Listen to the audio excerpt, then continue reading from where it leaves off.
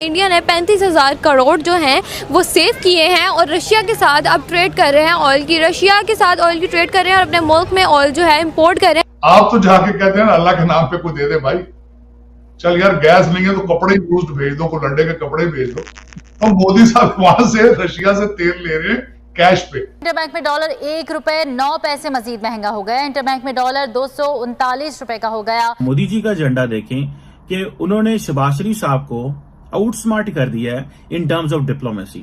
उन्होंने पुतिन के सामने बैठ के कहा है कि ये वॉर जो है ना ये अच्छी चीज नहीं है। कि उस पर ना सिर्फ इंडियन मीडिया ने मजाक बनाया बल्कि जो दीगर गैर मुल्की ज़राए इब्लाग हैं उनमें भी इसको खूब उछाला गया और अफसोस ही किया जा सकता है क्योंकि हमारे मुल्क के वजीर आज़म है ये। आप कोशिश कीजिए, आप चीखिए चिल्लाइए, अपना गला छीन लीजिए, लेकिन ये होगा कुछ नहीं। मोदी साहब ने किस दिलेरी के साथ पुतिन साहब को ये कहा है, हमारे लीडर क्यों नहीं कहते? इंडिया जो है किसी के ज़ेरे तसल्लुत नहीं आता, पाकिस्तान के ऊपर कोई ना कोई पाबंदी है। 100 रुपए की जब रोटी हो जाएगी तब ख्याल आएगा, क्योंकि शहबाज शरीफ साहब ने कपड़े बेचने थे। एग्जैक्ट इस वजह से वो प्रोमिसिंग है कि यार नहीं आप इधर वो जो वादा करते हैं वो पूरा करते हैं। मैं भी बड़ा इमोशनल हो गया था, लेकिन फिर मैंने अपने आप को समझाया। मैंने समझाया कि मैं किस कौम में पैदा हुआ हूँ।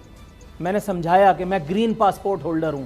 देखें, सबसे बेहतर वज़ीर आज़म वही है जो अपने मुल्क के मफाद में जाता है और इंडिया इस टाइम बहुत क्लेवरली खेल रहा है।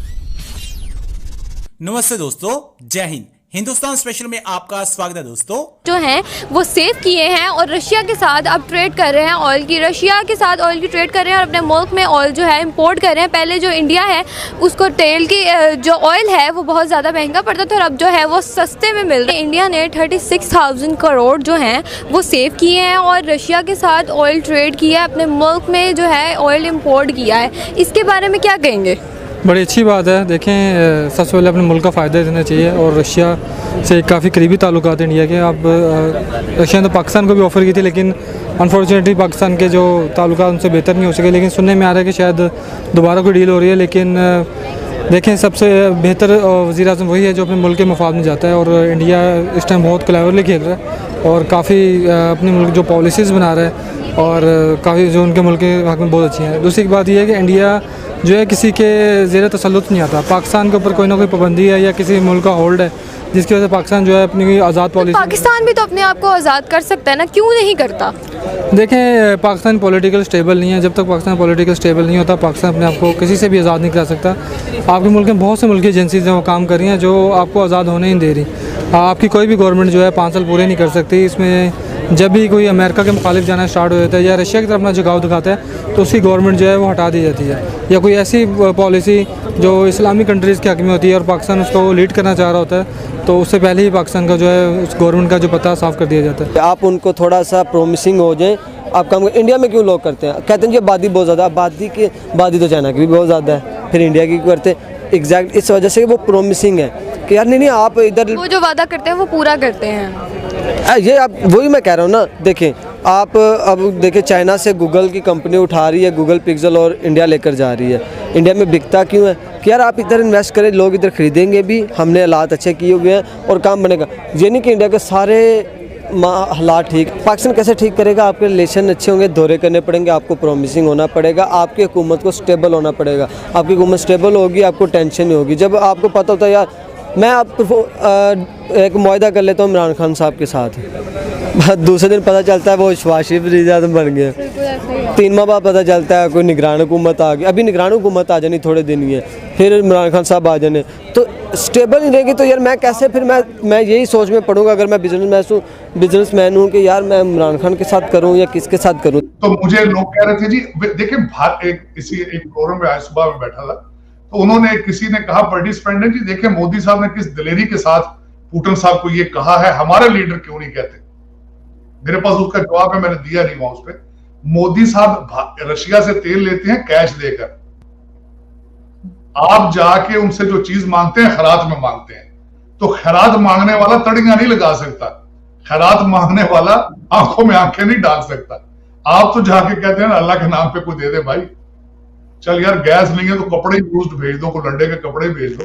तो मोदी साहब वहां से रशिया से तेल ले रहे हैं कैश पे।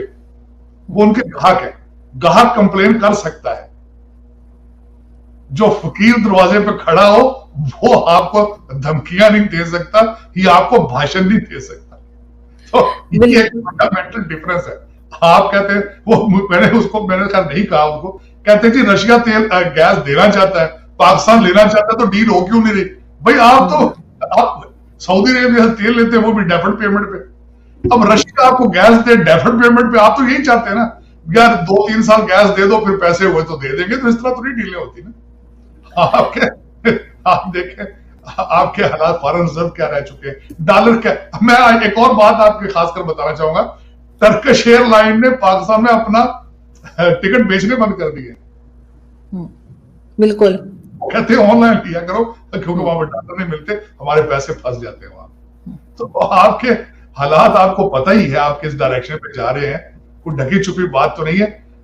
बस अफसोस इस बात का है कि आधा कंट्री पानी के नीचे है, लेकिन आपने हर शहर में कॉन्सर्ट कर रहे हैं, एंजॉय कर रहे हैं, आपको कोई फिक्र परेशानी नहीं, दुनिया परेशान है आपकी। सर एक न्यूज ये भी आ रही थी कि जिन कंट्रीज ने कहा था कि वो फंड देंगे फ्लड के बाद, यानी जो आनी थी इमदाद आनी थी, जो फंड्स आने थे वो भी अभी तक नहीं पहुंचे हैं। शायद इस वजह से भी ये परेशान है कि लोगों ने कहा तो बहुत है, अगर कुछ नहीं हो रहा तो कम से कम वो खान साहब ने जो टेलीथॉन किया था वही पैसे आ जाते, लेकिन जो दूसरी कंट्रीज ने भी प्रॉमिस किया था वो भी अभी तक नहीं आए। नहीं, वो टेलीथॉन पे तो देखे ना, वो टेलीथॉन तो एक पॉलिटिकल स्टंट था ना, उसका पैसों के साथ कोई रिलेशनशिप नहीं था।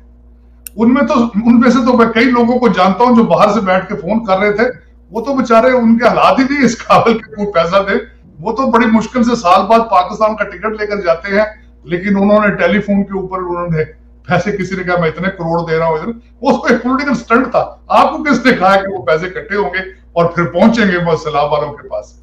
ये तो एक मजाक है, इसके अलावा कुछ नहीं। खान साहब ने आज अपने बाजू उठा के उन्होंने कहा जी मैंने 8 घंटे में 14 अरब रुपया इकट्ठा किया है, और मुझे कहो तो मैं 4 घंटे में 25 अरब इकट्ठा कर देता हूँ। इकट्ठा करने से टेलीफोन पे और कागजों की किश्तियां बनाने में कितनी देर लगती है भाई?